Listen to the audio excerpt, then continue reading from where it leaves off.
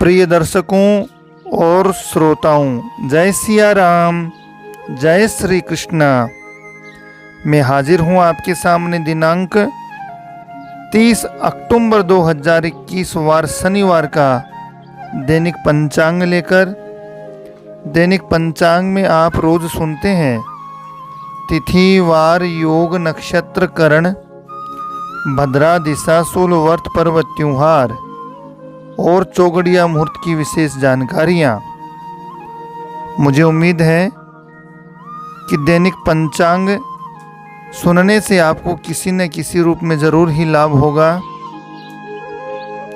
अब आइए आज का पंचांग शुरू करते हैं।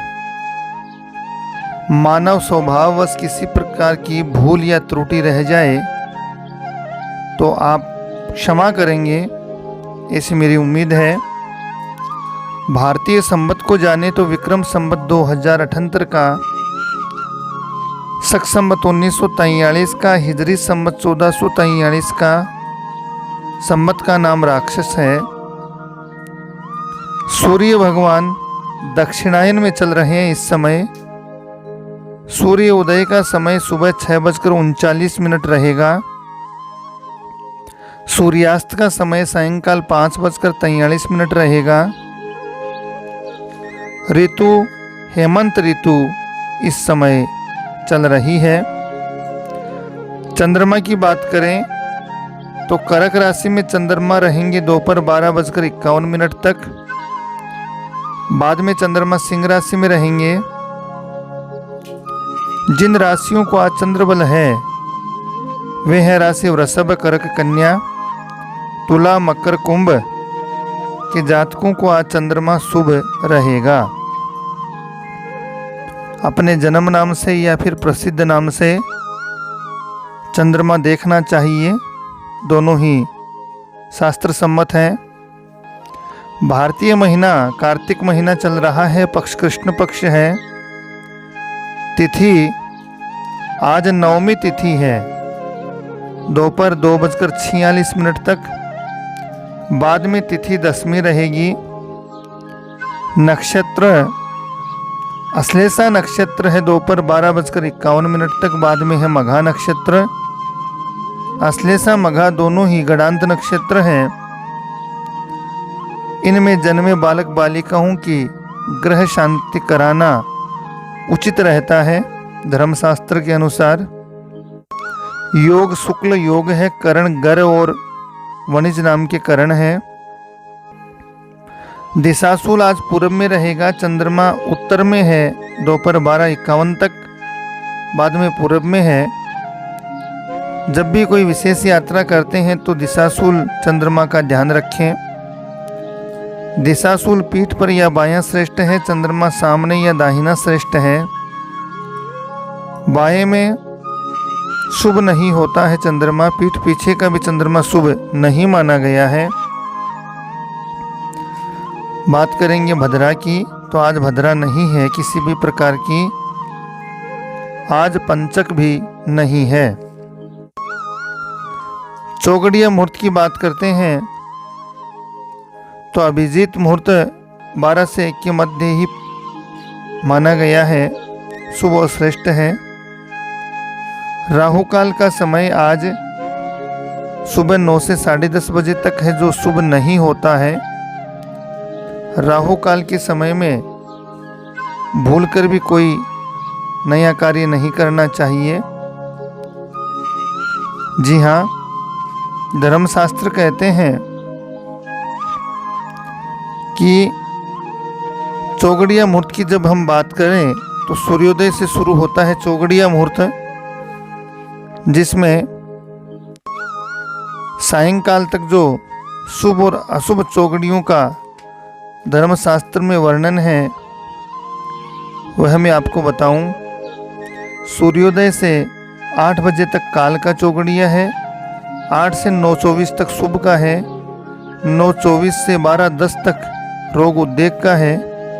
12:10 से सायंकाल 4:15 बजे तक चरण लाभ अमृत का है। 4:15 बजे से सायंकाल 5:41 तक काल का चौगड़िया रहेगा। काल, रोग, उद्वेग, राहु काल ये समय शुभ नहीं माना जाता। अभिजीत और शुभ, चर, लाभ, अमृत ये है चौगड़िया मुहूर्त अच्छे माने गए हैं, ऐसा धर्मशास्त्र का कहना है।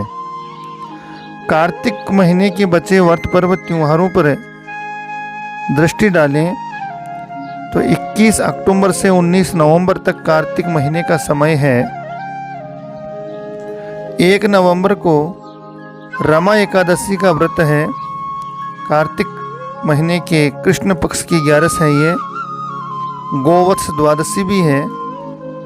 2 नवंबर शनिवार को धनतेरस, धन्वंतरी जयंती, प्रदोष व्रत और यम दीपदान रहेगा। जी हाँ, भगवान श्री धन्वंतरी जी का जन्मदिन, जयंती, प्राकट्य महोत्सव सभी मनाते हैं हम। सभी स्वस्थ रहे, निरोगी काया रहे सभी की। और धन त्रयोदशी का ये शुभ संयोग है। 3 नवंबर बुधवार को रूप चतुर्दशी, मासिक शिवरात्रि का ये पर्व रहेगा। 4 नवंबर गुरुवार को शुभ दीपावली, देव पितृकारी अमावस्या है। जी हाँ, भगवती महालक्ष्मी की आराधना का ये विशेष दिन माना जाता है। हर्षोल्लास से शुभ दीपावली का पर्व मनाएंगे 4 नवंबर को। जी हाँ, शुक्ल पक्ष में 5 नवंबर शुक्रवार को गोवर्धन पूजा, अन्नकूट महोत्सव है। 6 नवंबर शनिवार को भाई दूज, यम द्वितीया। 8 नवंबर सोमवार को दुर्वा गणपति व्रत, विनायक चतुर्थी। 9 नवंबर मंगलवार को पांडव पंचमी, सौभाग्य पंचमी। 10 नवंबर बुधवार को सूर्य षष्ठी, डाला छठ। 11 नवंबर गुरुवार को गोपाष्टमी का पर्व है।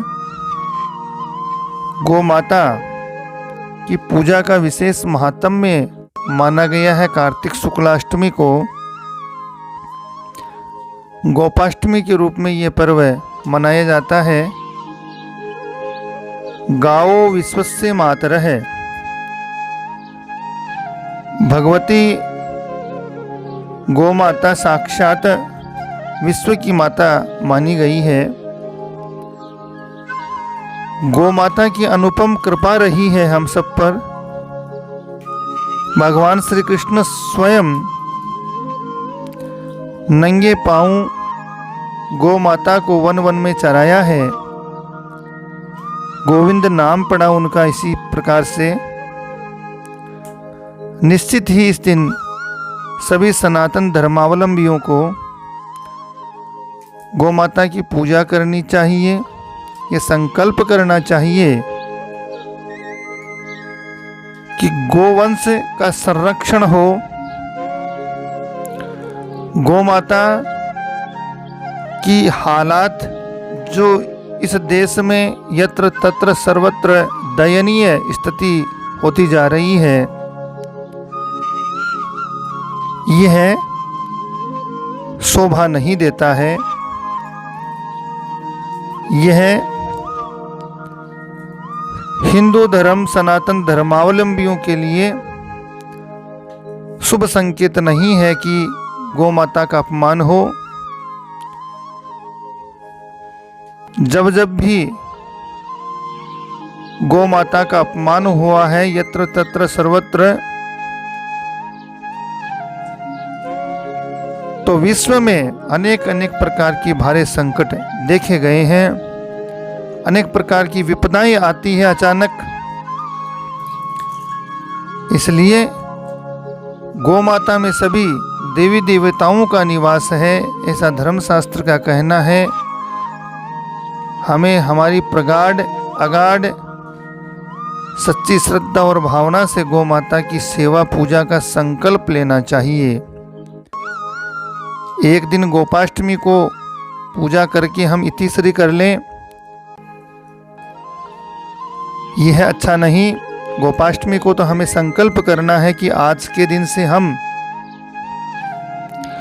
गौ माता के प्रति श्रद्धा भाव से जहाँ भी हम रहें, जो भी हमारा सामर्थ्य हो, उसी योग्यता के अनुसार गौ माता की सेवा के इस पुनीत कार्य में हमारा धन लगाएं, हमारा तन लगाएं, ताकि आने वाले सभी संकट दूर हो, मनोकामनाएं पूर्ण हो और हम संस्कारवान बने, हमारी पीढ़ियां संस्कारवान बने। गौ माता का जय घोष करते हुए निश्चित ही गोपाष्टमी के दिन हम ये संकल्प करेंगे। इसी दिन दुर्गाष्टमी का भी संयोग है। 14 नवंबर रविवार को देव प्रबोधनी एकादशी का भव्य महात्म्य है। देव उठनी एकादशी का तुलसी विवाह इसी दिन संपन्न होगा। चतुर्मास जो पिछले 4 महीनों से चतुर्मास चल रहे थे, सभी शुभ कार्य रुके हुए थे। प्राय भगवान विष्णु सहन कर रहे थे, उनका प्रबोधन होगा, चतुर्मास समाप्त होगा, तुलसी विवाह होगा। 16 नवंबर मंगलवार को प्रदोष व्रत है। 17 नवंबर बुधवार को वैकुंठ चतुर्दशी व्यतिपात पुण्यम है। 19 नवंबर शुक्रवार को कार्तिक पूर्णिमा है। सत्यनारायण भगवान का व्रत है। कार्तिक स्नान इसी के साथ पूर्ण होगा। चंद्र ग्रहण बताया गया है इस दिन, परंतु भारत में यह लगभग ही नहीं दिखेगा, इसलिए सूतक आदि के नियम लागू नहीं होंगे। और इस ग्रहण के कुछ हिस्सों में जरूर देखा जा सकता है, वह सब समय के अनुसार आपको विस्तृत वर्णन इसी वीडियो चैनल में मिलेगा। इस ग्रहण का हमारी राशि पर क्या अनुकूल और प्रतिकूल प्रभाव रहेंगे, ये सभी आपको समय पर विस्तृत वर्णन के साथ सूचनाएं उपलब्ध हो जाएंगी इसी वीडियो चैनल पर। आप सभी को विनम्र निवेदन है कि आप वीडियो चैनल को लाइक शेयर सब्सक्राइब करें, घंटे के निशान को दबाएं, अपने स्नेहीजनों, मित्रजनों, परिवारजनों को वीडियो की लिंक शेयर कीजिए। आप सभी को मेरी तरफ से जय सिया राम, जय श्री कृष्णा।